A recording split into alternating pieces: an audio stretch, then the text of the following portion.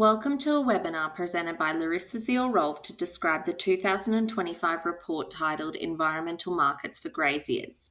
The report examined the key drivers of supply and demand for environmental market credits, as well as the benefits, costs, opportunities, and risks associated with participation by Queensland primary producers in environmental market schemes. A novel investment analysis was completed on farm-level case studies using 4 AccuScheme methods. The report also identified where key opportunities for project development lie, as well as making several future recommendations. Please enjoy this webinar. So the structure of today's talk is to firstly give an overview of the environmental market schemes. Secondly, I'll give you an overview of the farm level cost benefit analysis that I completed in the report for 4 of the AccuScheme methods.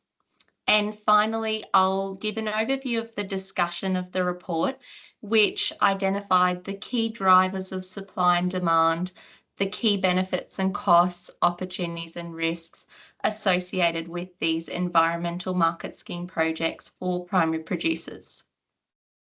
So to begin with part 1, these are the environmental markets available to primary producers in Australia.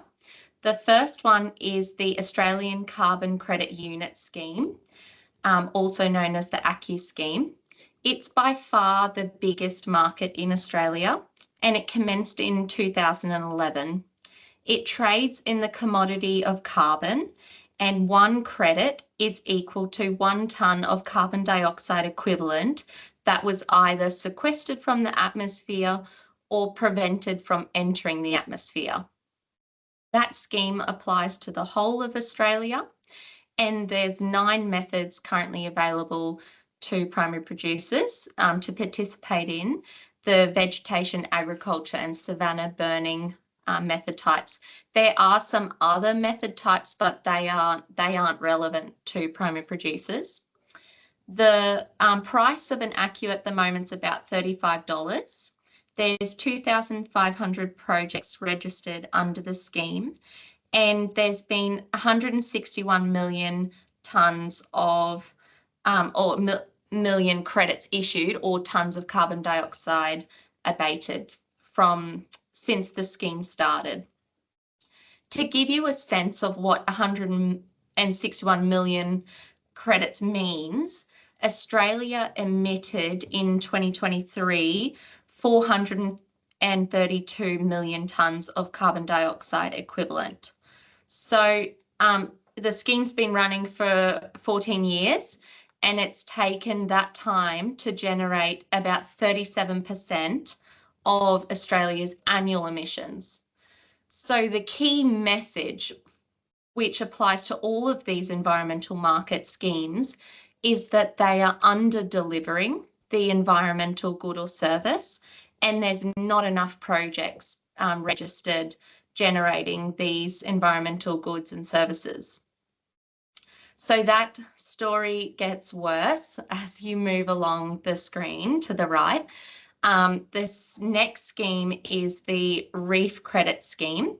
It's been running since 2017, and it's limited to the Great Barrier Reef catchment area in Queensland. The commodity it trades in is improved water quality entering the reef, and 1 reef credit equals 1 kilogram of dissolved inorganic nitrogen, or 538 kilograms of fine sediment prevented from entering the Great Barrier Reef catchment. There's 4 methods available under the scheme for primary producers to use, and the price of a credit is about $170. There's been about 60,000 DIN credits generated under the scheme, and there's 14 projects registered. Again, to give you a sense of what 60,000 credits means, it's about 0.5% of the annual DIN load entering the reef. So again, it's just not delivering enough. The next one's the Land Restoration Fund, which is a grant scheme rather than its own market. It's funded by the Queensland Government and administered by DETSI. And the way it works is they contract projects to deliver ACCU credits with an ACCU project registered under the ACCU scheme, plus co-benefits. So these projects deliver premium ACCUs, and the co-benefits can be environmental, socioeconomic, or First Nations. And at the latest investment round in 2023, the price of a premium ACCU was $120. So far, there's been 26 projects contracted to deliver these premium ACCUs, and those 26 projects are contracted to deliver about 1.3 million ACCUs plus co-benefits. The next scheme is the Nature Repair Market, which is a national scheme. It was launched earlier this year, and there's one method available under the scheme, which is to do with improving biodiversity outcomes in planted forests. And the projects, if successful, generate a biodiversity certificate. Because it's so new, there's no pricing information and there's no projects registered. The next scheme is the Cassary Credit Scheme, which was launched in May this year. It deals in the commodity of biodiversity, and it's limited to the wet tropics of Queensland. One Cassary credit is equal to an improvement in rainforest condition.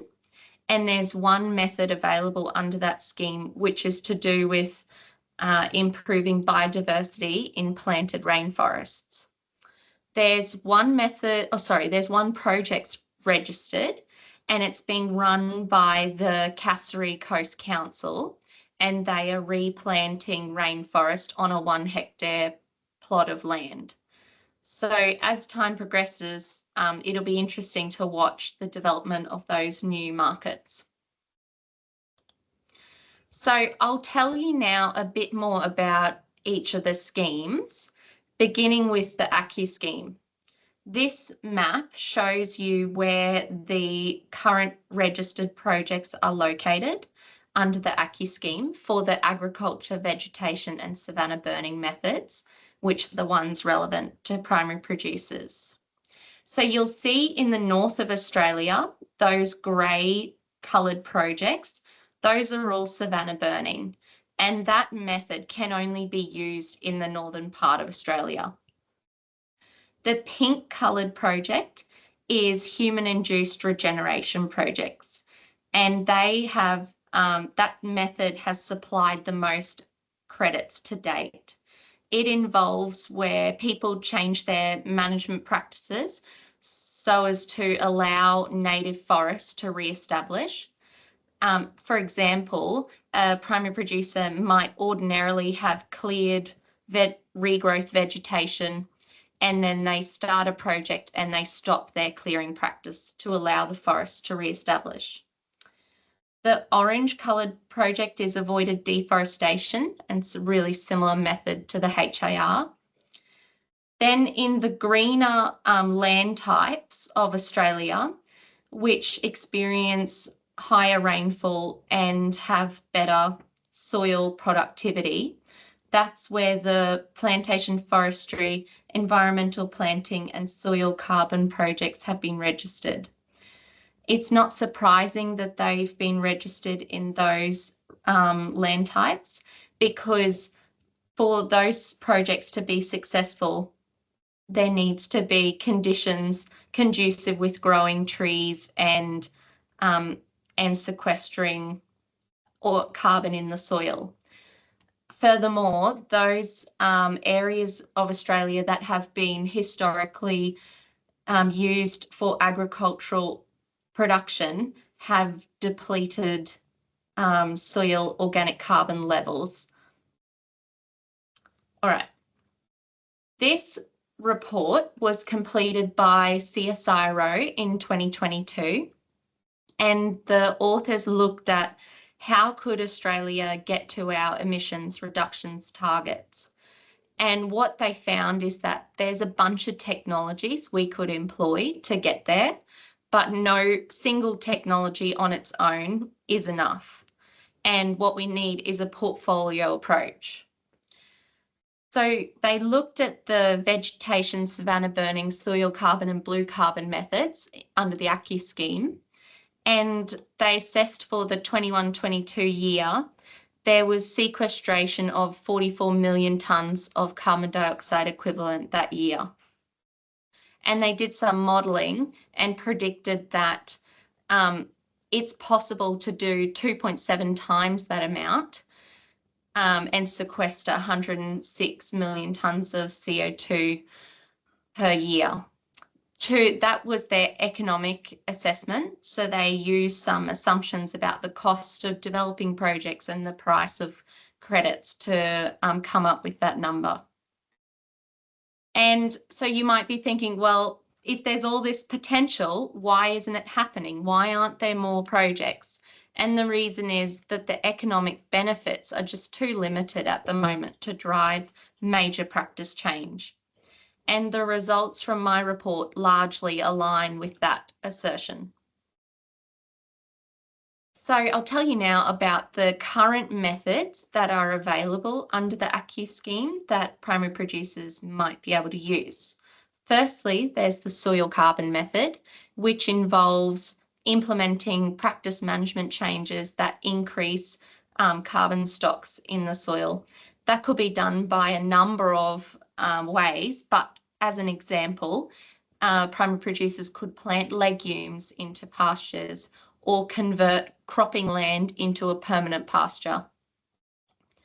The next one's the reforestation by environmental or mallee planting method, and it's where you plant trees to sequester carbon.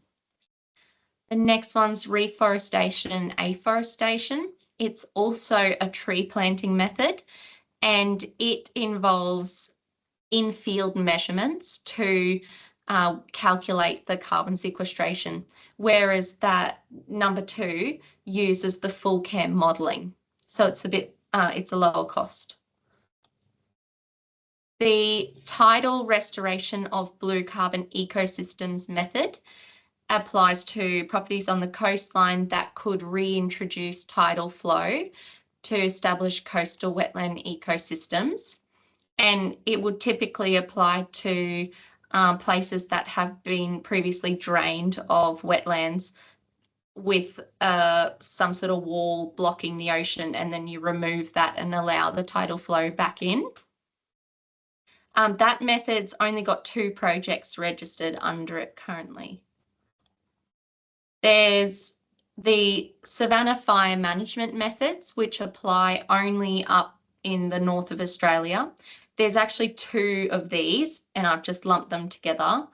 And the way it works is people undertake early season burns that are lower temperature to avoid late season wildfires that would emit more greenhouse gas into the atmosphere. So there's an overall reduction. There's another soil carbon method, but it uses modelling to measure the sequestration, and it's had no uptake, and it's been open for 10 years. There's a fertiliser in irrigated cotton method. Again, it's had no uptake, and it's been open for 10 years. The animal effluent management method applies only to piggeries and dairies, so it's going to have limited relevance to primary producers or graziers, sorry. And the plantation forestry methods to do with establishing, converting or transitioning forestry plantations. So again, it's got limited application. And at the end, in October this year, these 3 marked methods will be closed. All methods sunset automatically after 10 years. So in October, we're going to have about 6 methods left. And this is highlighting that there really needs to be more methods come through. And there is a process where new methods are designed. and implemented with the Clean Energy Regulator who and the federal department who administered the scheme, but this process could happen a bit quicker. And there was a story from the Northern Territory of an overseas super company who purchased a property hoping to use the integrated farm management method for a carbon project. And that method's been talked about for a long time and still isn't available.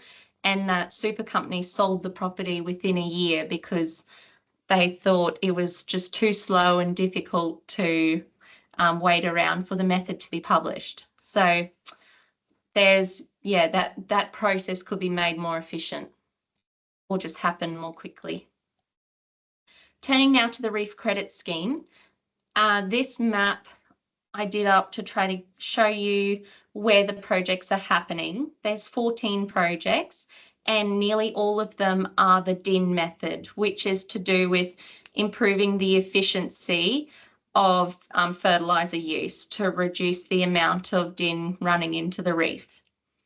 It's most applicable to sugarcane farms. There's one gully rehabilitation project registered, and it's fixing gullies to avoid erosion. The grazing land management method, there's no projects registered under it, and it's to do with reducing fine sediment runoff. And there's a number of ways you could do that, but for example, improving ground cover. There's one wastewater method project being run by council in the Burdekin, and this constructed wetlands method is new. It's not out yet, but it should be out soon. There's a bit of literature about constructed wetlands and they say that it's an expensive thing to do. So it'll be interesting to see how that plays out. This is a map of the Land Restoration Fund projects, which are spread across Queensland. There's 26 of them, and these are all ACCU projects as well. So they're delivering ACCUs plus co-benefits. The most popular co-benefit that's been contracted are the environmental ones. So improvements to threatened ecosystems, native vegetation, threatened wildlife, and then employment and skills is the next most common co-benefit. All right, moving to part 2 of my presentation, the analysis. So I did a cost-benefit analysis at the farm level of 4 of the ACCU scheme methods to test whether it would be economically viable to do it. And I looked at the soil carbon, the environmental planting, the beef cattle herd management method, which I haven't talked about yet because it's been suspended. I'll explain more about it when I get to the results. And I looked at the blue carbon method.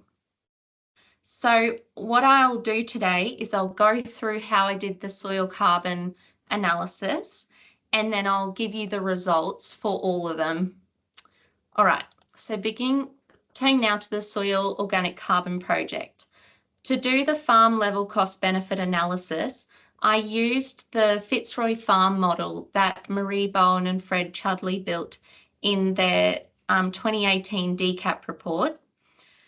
And they had this hypothetical representative farm located in the Fitzroy, and they looked at what would happen if that farm planted Leukemia. And in their analysis of the farming business, they found, yes, that's a profitable investment to make. So to do my cost benefit analysis of just the ACCU scheme project, I only looked at what would be the revenue generated from selling the ACCUs and compare that against what would be the cost of implementing the project in terms of the monitoring, reporting, auditing, and sampling.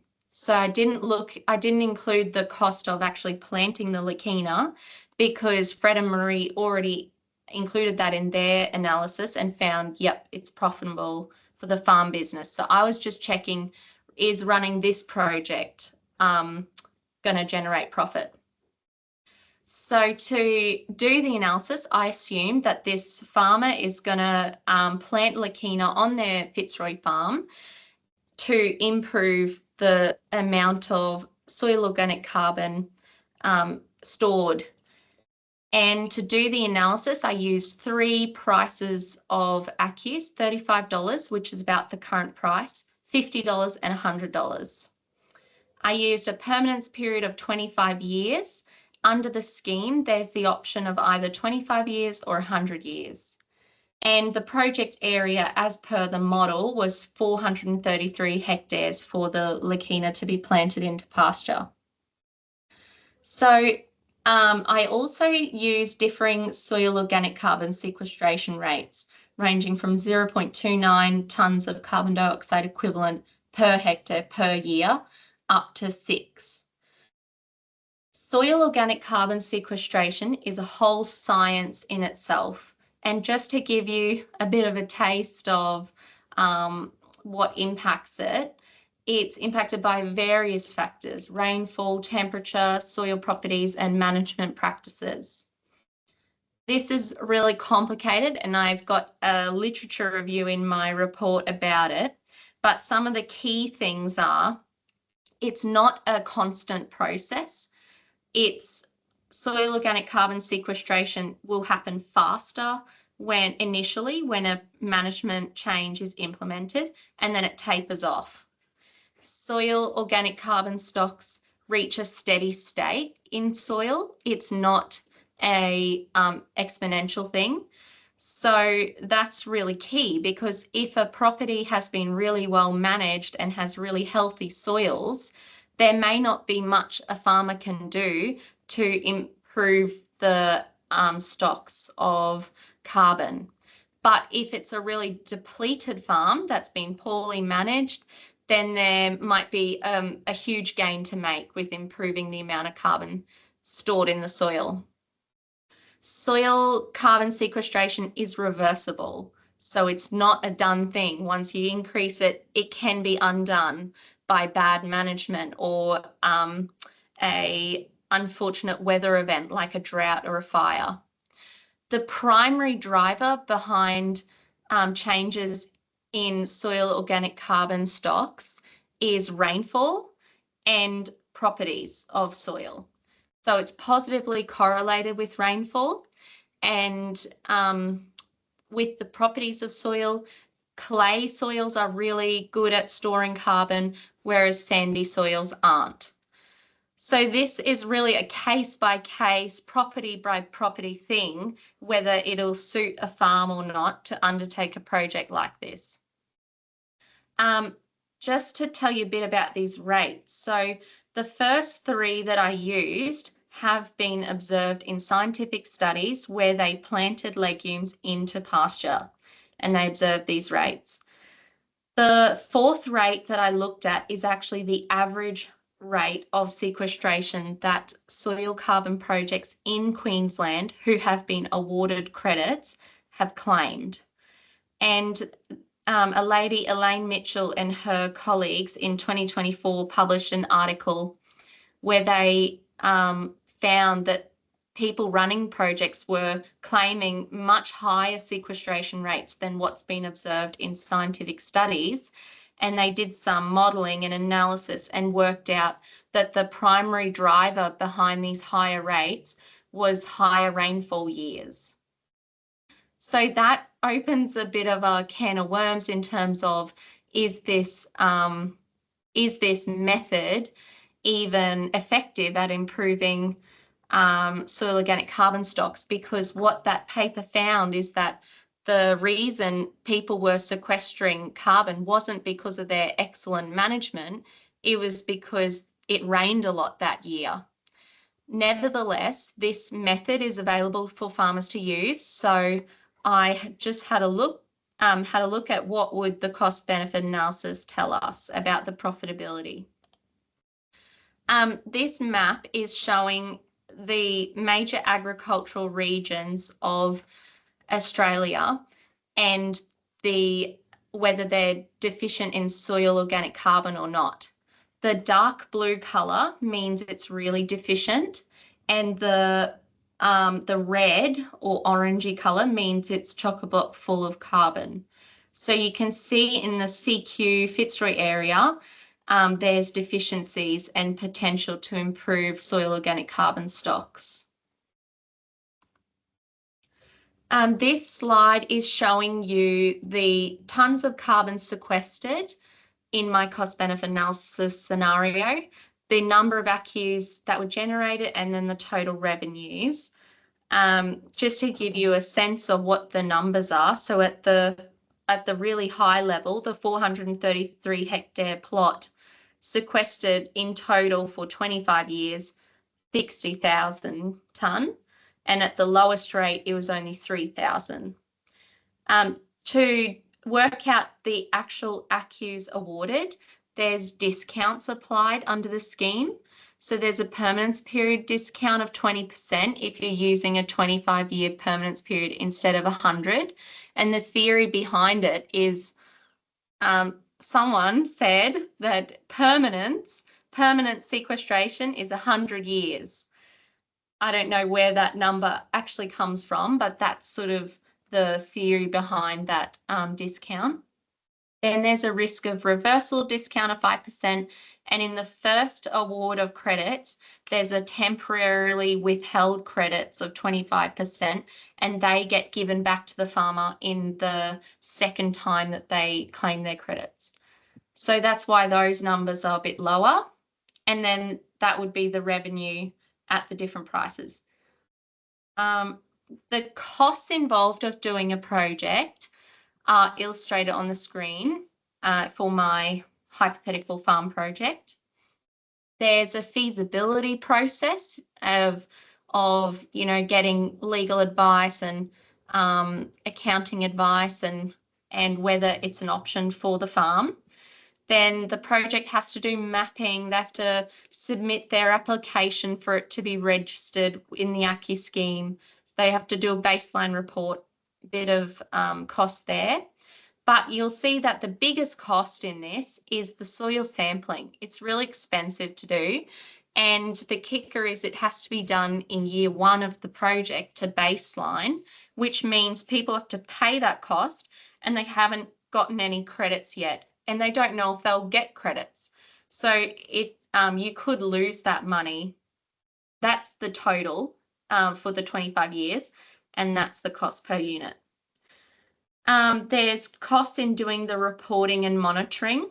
And then the other big cost is audits. So these projects have to have 3 audits throughout the 25 years, and they're expensive to do, $7,000 to $30,000 for an audit. All right, so what did the results show? They showed that for the lowest sequestration rate, it wasn't possible to generate profit from undertaking a project at any ACCU price that I looked at. As the rate of sequestration increased, the profitability improved. So these numbers, by the way, are the total amount of money the farmer would make for the 25-year project for the whole 433 hectare land area. To give you a little more context, this is what the annualized profit is.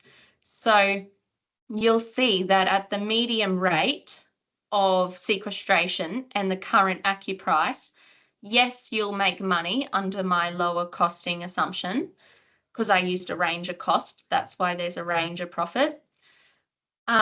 Yes, you'll make money, but it's only $3,000 a year. So it's probably not worth a person's while to do it. Then as the rate of sequestration goes up, it starts to look a bit better. And of course, as the price of an ACCU goes up, it looks better. The results aren't really surprising, considering that CSIRO report I told you about earlier from 2022, they were looking at different methods and they found that soil carbon isn't the cheapest method, but it's the costs of doing it are to the lower end.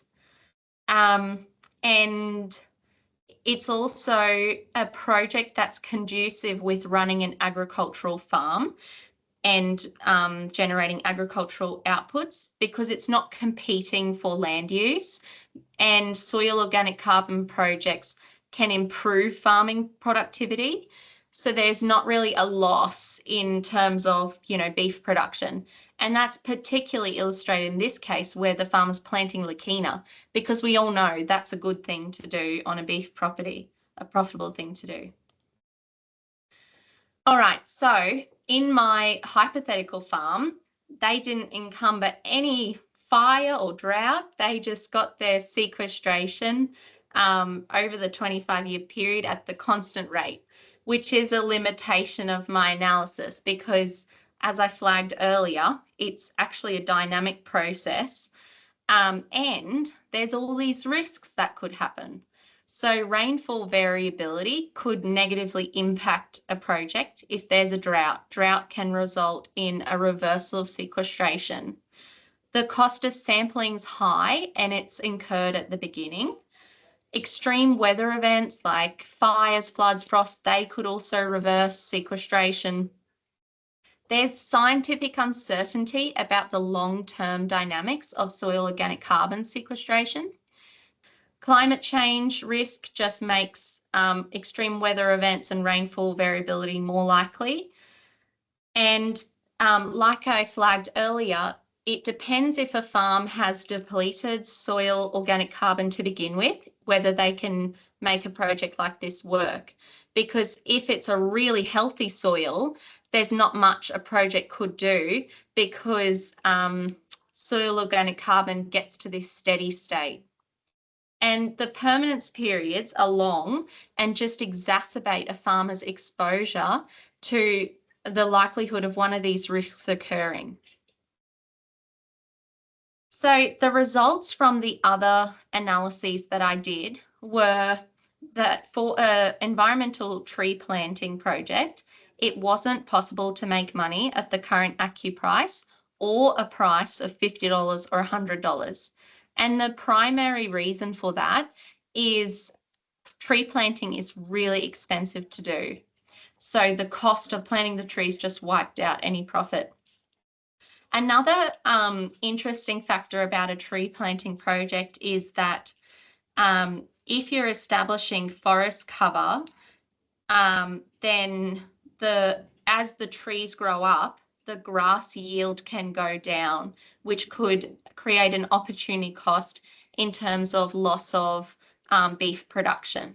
So that was an assumption in my analysis. And the cost of the opportunity cost wasn't nearly as high as the planting cost, though.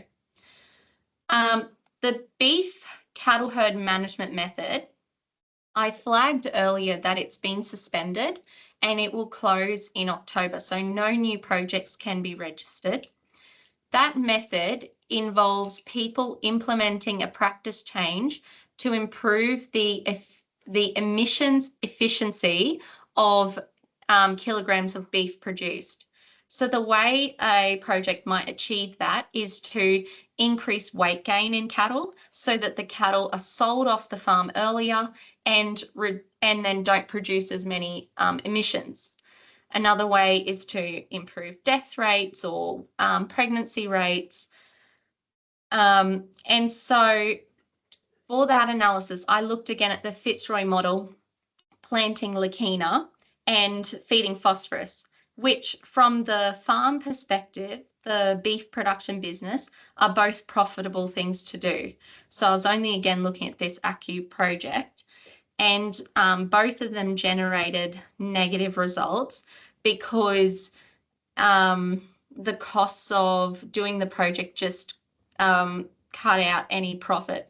The audit cost was high, and I assumed with the increased monitoring requirements, an extra muster would be required. In comparison, I did a third scenario analysis of that method located in the Burdekin using the DCAP report Burdekin farm model. And I looked at the acutely deficient herd, the acutely phosphorus deficient herd in that case. And in that farm model, all of the cattle were acutely deficient and they were all supplemented with the phosphorus in the wet season. And all of the herd experienced a massive improvement in weight gain, pregnancy rates, death rates. So because it was such an improvement, the number of credits generated by the project outweighed the costs. So it was profitable in that case. So the caveat of that is you need to have huge improvements in the herd to make a project under that method work. And so what you're looking for is a herd that's not doing very well to begin with, to then make those improvements to. So it's going to have limited application to farmers. The last AccuScheme method that I analysed was the blue carbon method, which I didn't do my own analysis for it because there was a really recent report done by Nathan Waltham and colleagues. And what they looked at was the Mossman district. They looked at converting sugarcane farms into blue carbon projects given the context of the difficulties with the sugar mill up there. What they found is that converting sugarcane farms to blue carbon projects alone wasn't a profitable option.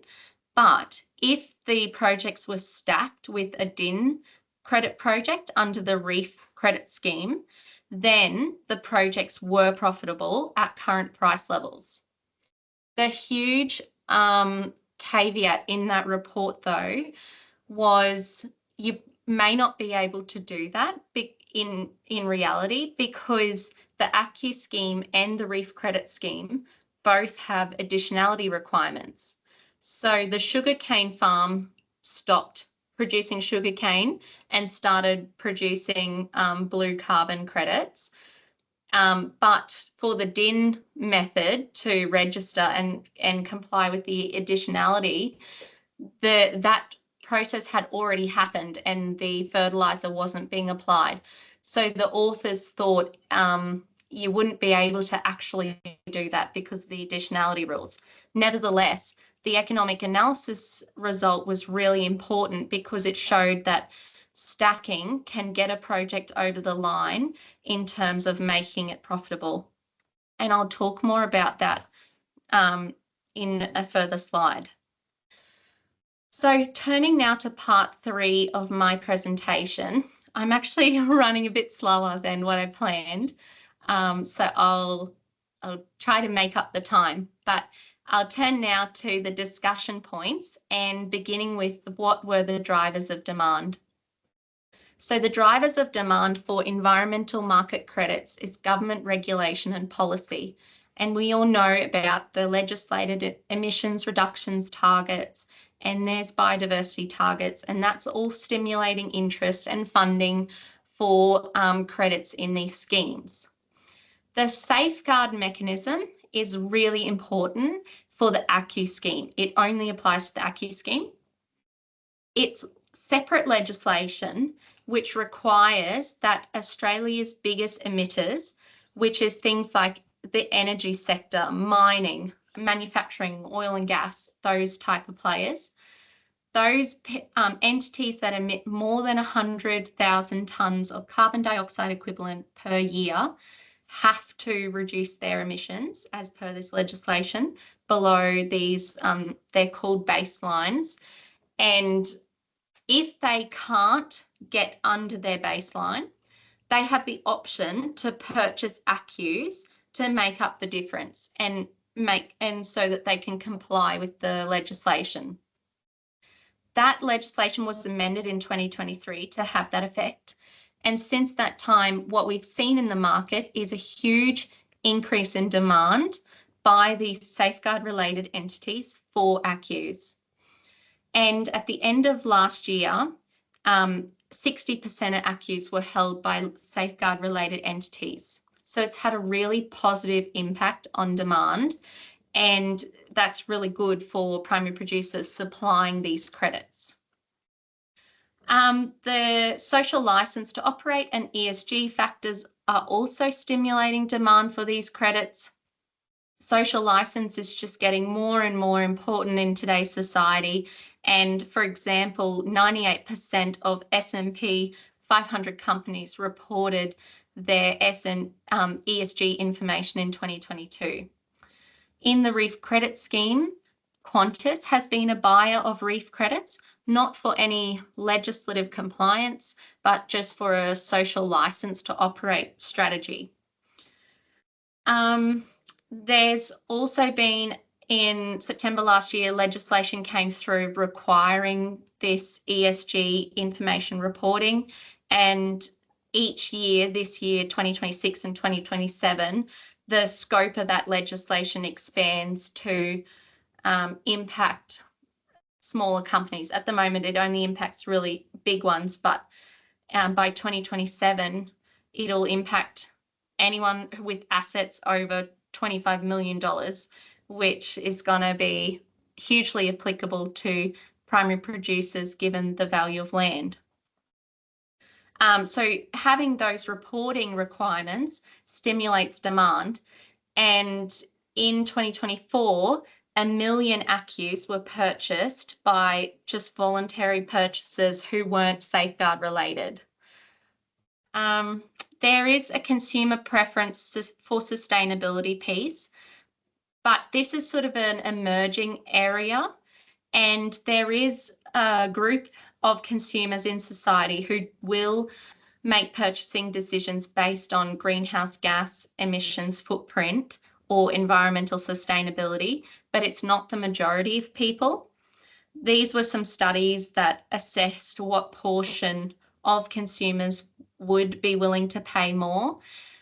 There's also, it's unknown the exact amount of money that people are willing to pay as a premium for environmentally sustainable products.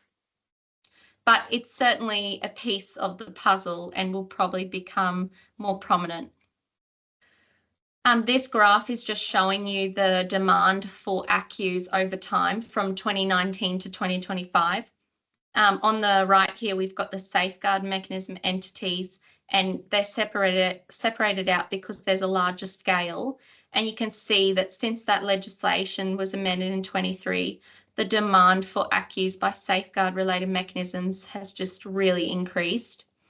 Over on the voluntary and government and other compliance purchases, that slowly increased over time. It is a bit volatile, but you can see a general trend up.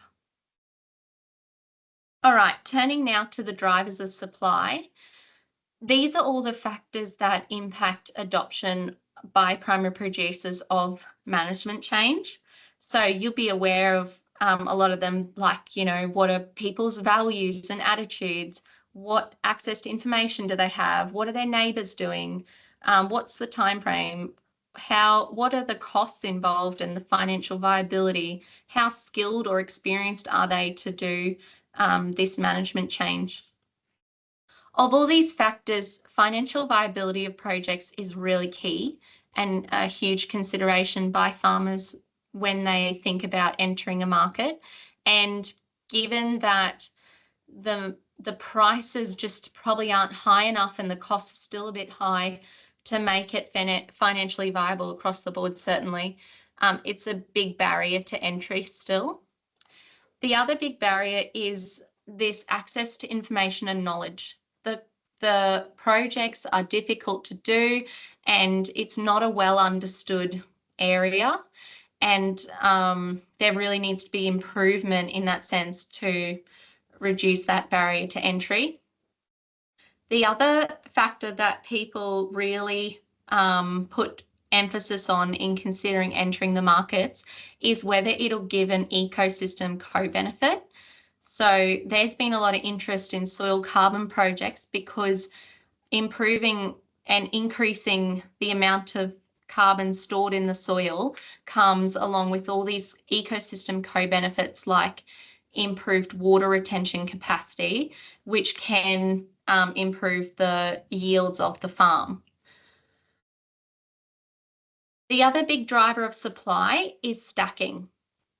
So stacking in its true form is where one single practice change generates credits under multiple environmental markets.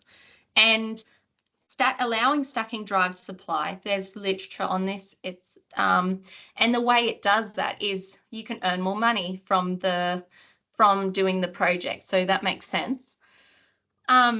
in Australia, stacking is only possible in its true form for the ACCUs plus the nature repair market biodiversity certificate. That's that new market that came in early this year. For the other markets, they've got these additionality requirements, which is what I was flagging with the blue carbon project and the DIN project in that Nathan Waltham report for the Mossman. So yes, you can do projects under multiple schemes on the same land area, as long as you meet the additionality requirements. And the next research steps, I think, and have recommended in the report, is to look at where is that possible and what would the economic viability of those projects be. There needs to be more research on this. But for example, you might do a soil carbon project under the ACCU scheme and then a grazing land management one under the reef credit scheme. And you might plant Leukina for the ACCU scheme and then increase your fences and troughs for the reef credit scheme. So it would be possible and there's opportunities there. It's just got to be looked into where that is and where it's economically viable. For the LRF, it bundles ACCUs with co-benefits as one sale to the Queensland Government. So it's slightly different, but a really great opportunity because producers get a higher price. So the benefits and costs. The benefits of doing these projects is making more money and a diversified source if it works. Then these ecosystem co-benefits. I talked about soil carbon. Another cool example was a study in Tasmania where they did this really clever planting design and they planted trees as a shelter belt to reduce wind exposure.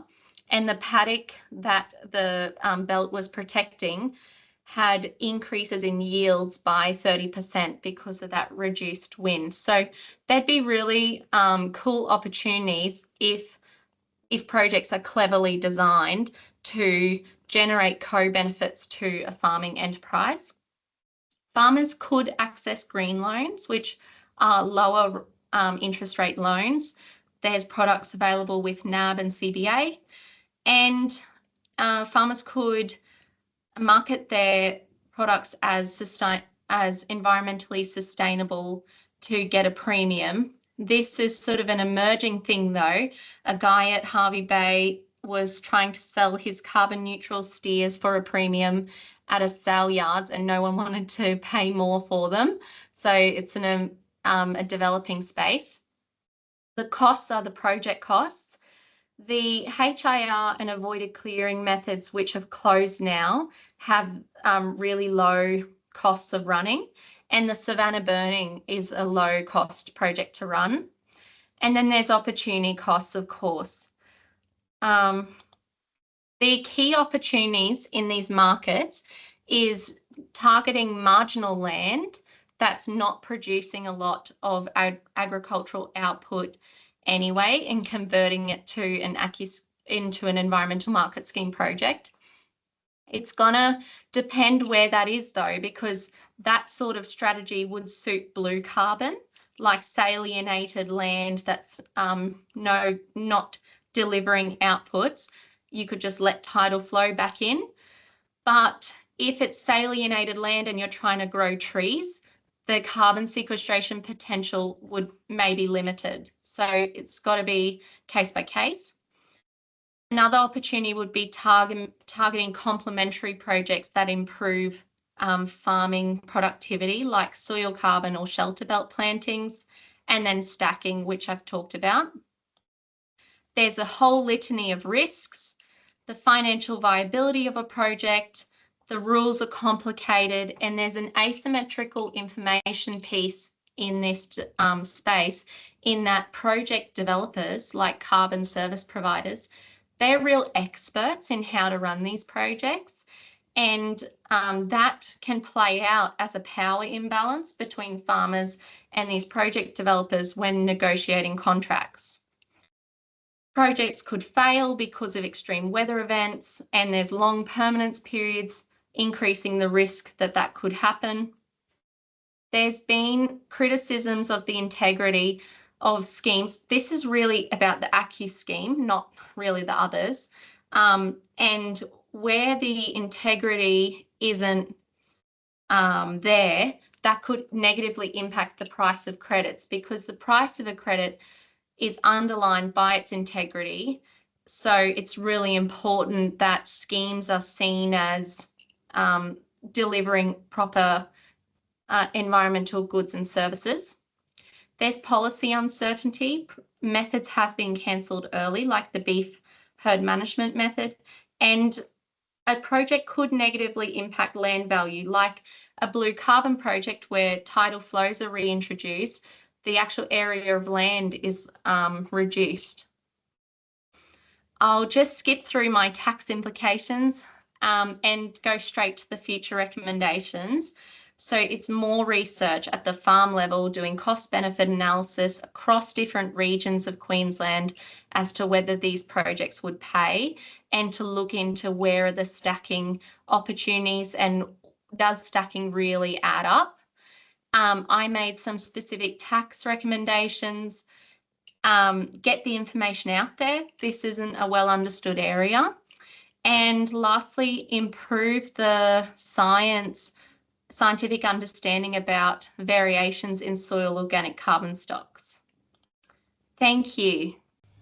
Thank you for taking the time to listen to this webinar. This project is funded through the Queensland Government's Queensland Reef Water Quality Program.